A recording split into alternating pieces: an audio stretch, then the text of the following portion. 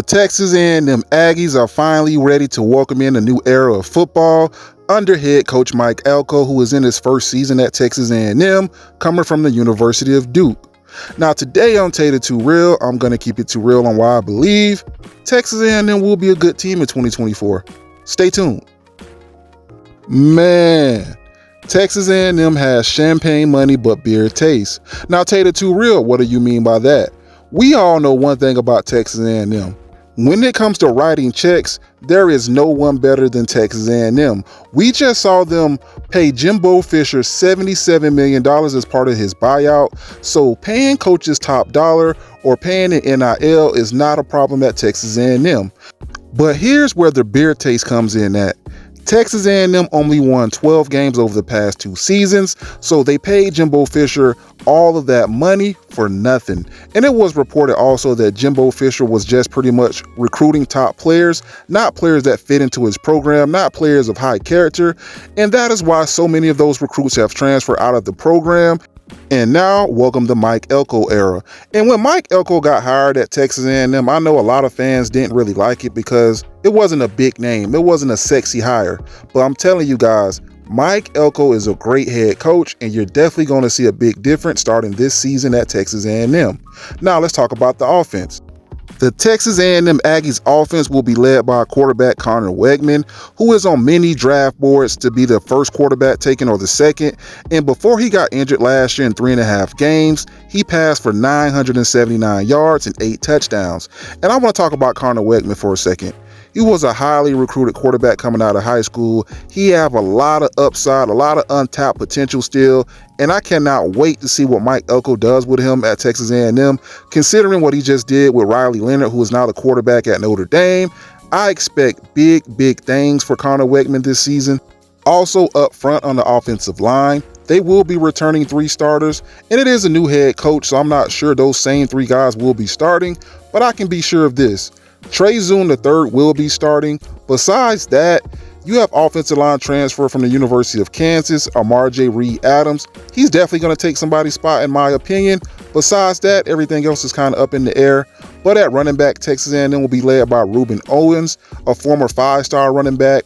And at receiver, they have 3 pretty good receivers in Moose Muhammad III, who was in Jimbo Fisher's doghouse last year. Very talented, explosive receiver.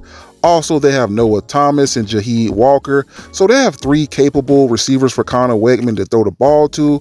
Now let's talk about tight end. The Aggies have 2 capable tight ends in Donovan Green and Trey Watson. Trey Watson transferred in from Fresno State. And when I watch him on film, if he had a reliable quarterback, which he will have at Texas A&M, expect some good things from Trey Watson in my opinion. Also, Donovan Green is not a bad tight end himself, so Conner Weigman will have plenty of options to get the football to. Now let's talk about the defense.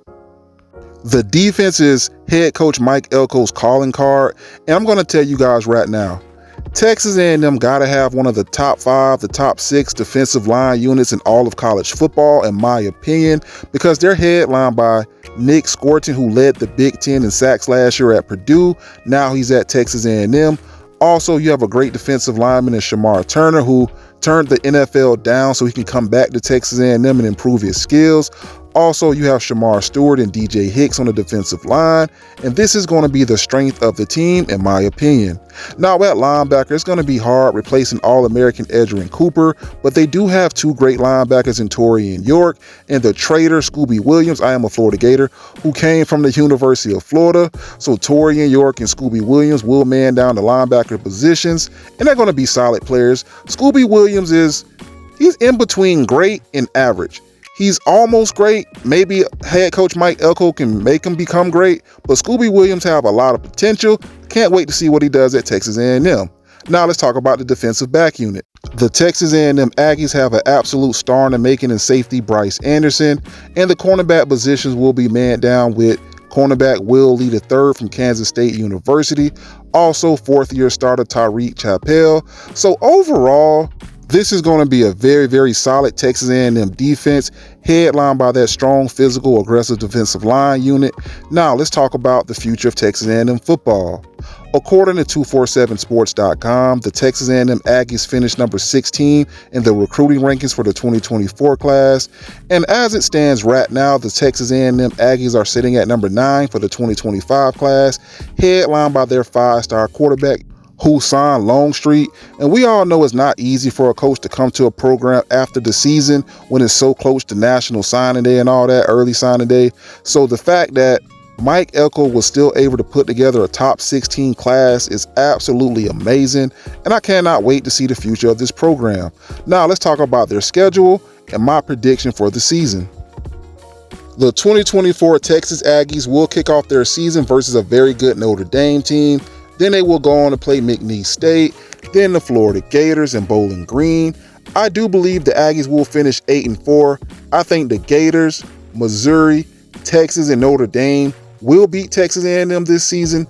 I could be wrong, but I'm going to say 8-4 at best, 7-5 at worst. But the future is looking bright at Texas A&M. The 2025 class is sitting at number 9. They have a 5-star quarterback coming in the 2025 class. You guys let me know what you think. This is your boy Tater Too Real, where we always keep it too what? Too real. Holla.